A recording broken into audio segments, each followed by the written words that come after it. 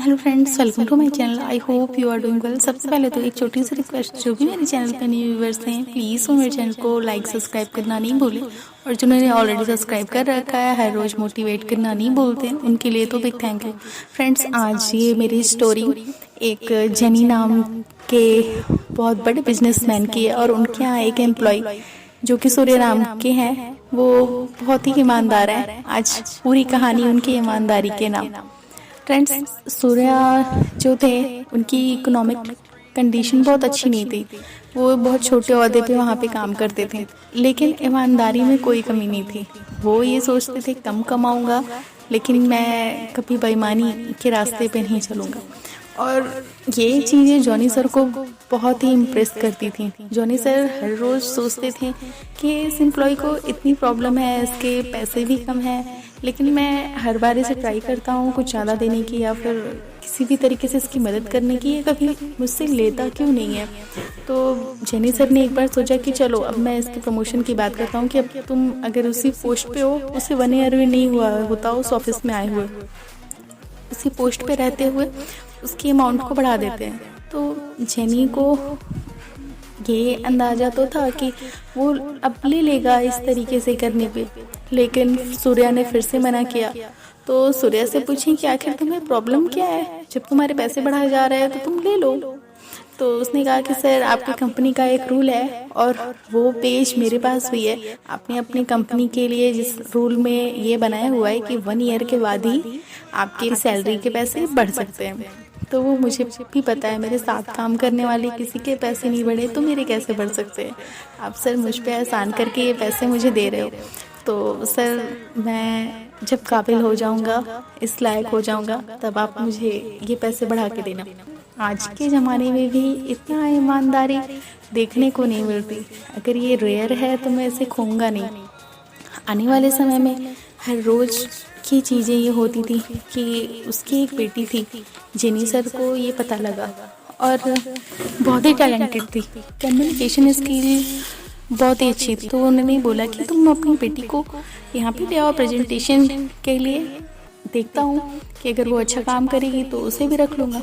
तो वहाँ पे उसकी बेटी, सूर्या की बेटी उजाला, वहाँ प्रेजेंटेशन के लिए आती है, और इतनी अच्छी प्रेजेंटेशन वो देती है। उसकी कम्युनिकेशन स्किल बहुत अच्छी रहती है कि उसका कोई जवाब नहीं होता।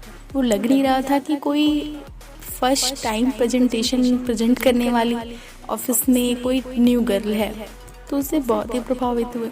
उसके टैलेंट और उसकी ऑनेस्टी उसके पिता से तो पहले ही प्रभावित थे। फिर सूर्या को एक बार गलत काम पे कुछ लोगों ने फंसा दिया, क्योंकि देखा कि जेनी सर का बहुत फेवरेट होता जा रहा है। हम सब इतनी मेहनत करते हैं, लेकिन जेनी सर को पता नहीं क्यों यही दिखता है।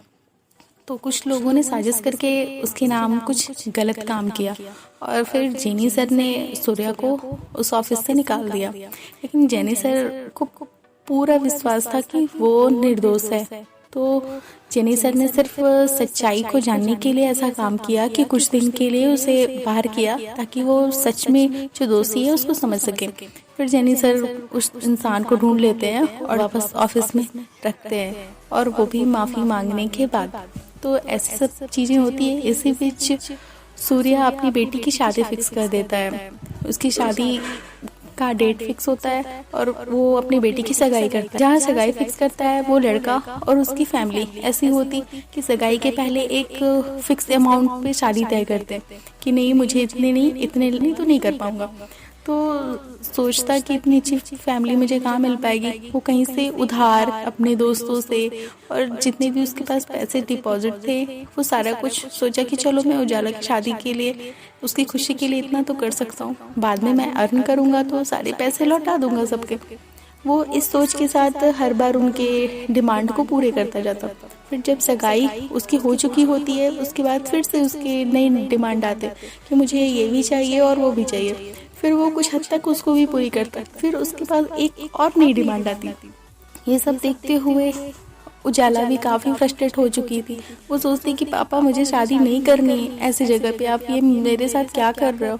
आप सोच रहे हो कि ये लोग की डिमांड रुक जाएगी कि नहीं, अब इतना तो करना पड़ेगा, ये लोग बड़े लोग हैं तो इनकी डिमांड भी बड़ी होगी ना, चलो करता हूँ। ये चीज़ें करते रहते डेट पास आता है। उन्होंने फिर एक बड़ी डिमांड दी जो कि सूर्या उसे कर ही नहीं पाता और लास्ट में एक शादी हो ही नहीं पाती।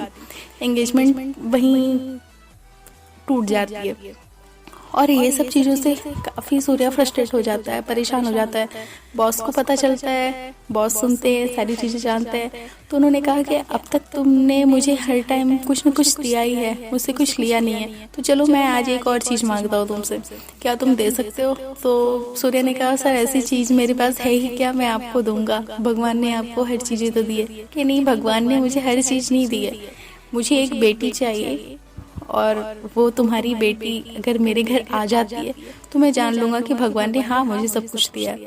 तुम अपनी बेटी उजाला की शादी मेरे आदित्य बेटे के साथ करोगे? तो उन्होंने अपने बेटे से पहले ही पूछ जानकारी पहले से ही ले चुके थे। तो उन्होंने अपने आदित्य बेटे से पूछा, उन्होंने कहा हाँ पापा मुझे कोई प्रॉब्लम नहीं है और उजाला एक अच्छी लड़की भी है, उसकी मुझे काफ़ी अच्छी लगती है, क्योंकि 3-4 बार वो प्रेजेंटेशन के लिए ऑफिस में आ चुकी थी। ये कैसे पॉसिबल है? तो सर ने कहा कि देखो मैं पैसे तो अपने लाइफ में बहुत कमाया और कमा भी सकता हूँ, लेकिन कल मैं बेटी किसी की खरीद नहीं पाऊँगा।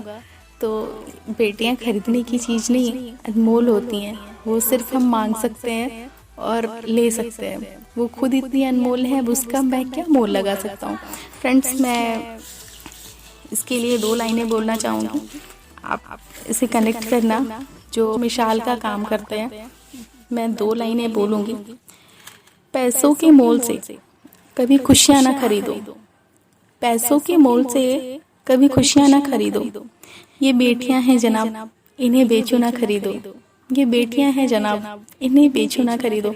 फ्रेंड्स, आज भी हमारे सामने बहुत सारे एग्जाम्पल हैं जो कि मैंने सुना कि एक IAS ऑफिसर ने एक सोशल वर्कर के साथ शादी किया।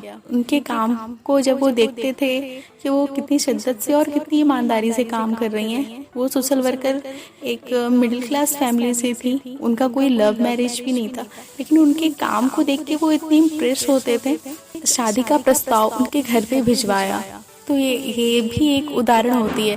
जैसे अभी हमने देखा कि एक मेजर ने पैसे लेने से मना कर दिए कि मैं ऑलरेडी आपकी बेटी को ले रहा हूँ और मैं ये न्यूज़ शायद मेरे तक आई है तो बहुत सारे लोग तक भी आई होगी।